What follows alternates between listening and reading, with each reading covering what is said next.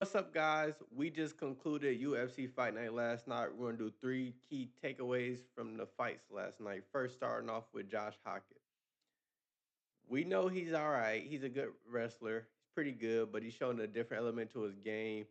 He called out Walter Walker. Now, I think that's a good fight. Walter Walker, he doesn't want to fight ranked competition, I don't think yet. And I don't know what the UFC got planned for him, but him going against Josh Hockey, I think it's a good fight for both of them. They both like talking on the mic. They're both exciting, up and comers.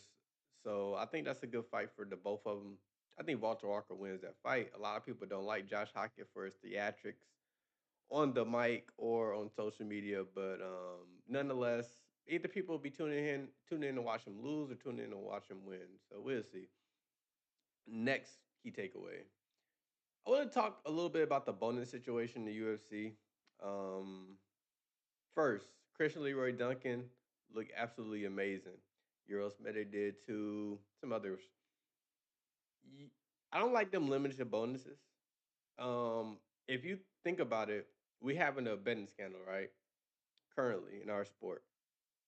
Why?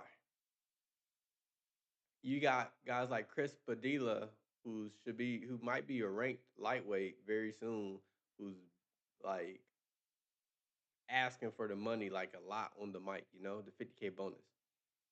He should be getting paid sufficiently, man. He won against a good, Ismail Bonfim, a good young up and comer, but he's not getting compensated right. And then that leads me to believe like a guy like Isaac Dogarian or Chris Padilla. Chris Padilla could be the next Isaac Dogarian. Not saying he will, because I'm not questioning his integrity, but it leaves the door open because he needs the money and somebody can be a predator and take advantage of that. And the UFC is a multi-billion-dollar company, man. We gotta like do something with this fighter pay. Maybe he doesn't fight as frequently as a guy like Kevin Holland to get paid, but at the same time, these are the best in the world, and they're not getting compensated properly. Chris Padilla isn't really he finished the fight. He gets his slugfest and fights these dangerous people. So like he should be compensated as doing such. But hopefully with this new deal they get more money. But I don't really see it honestly. I haven't heard nothing from Dana or the brass about it, so I'm not sure if that's really gonna happen. But I hope it happens. But I think that's something that needs to be talked about in our sport because um, it's a predatory sport as it is because you're paying guys peanuts to put on performances and you want to keep winning to get the money, but all the money not guaranteed, man. It's a lot of exciting guys who never made it to see that because of either injuries, brain damage,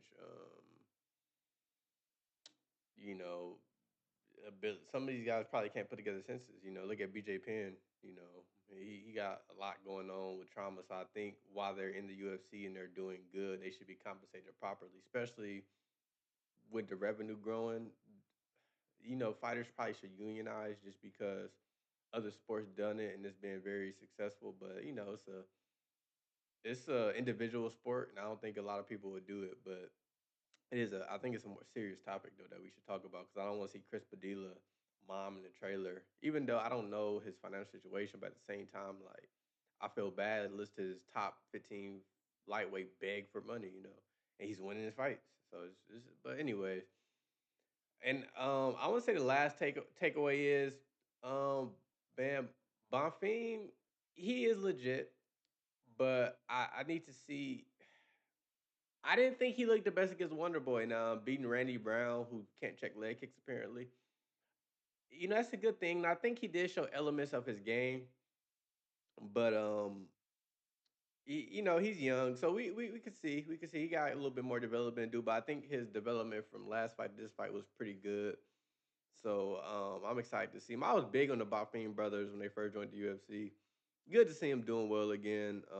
So those are some key takeaways I got from UFC Fight Night Brown versus Bonfim. It's a lot of other takeaways I could do, but we got the UFC, we got the pay per view this week, so I gotta get locked in on content for that. But I hope y'all enjoyed the video. Let me know what y'all think in the comments. Have a good one.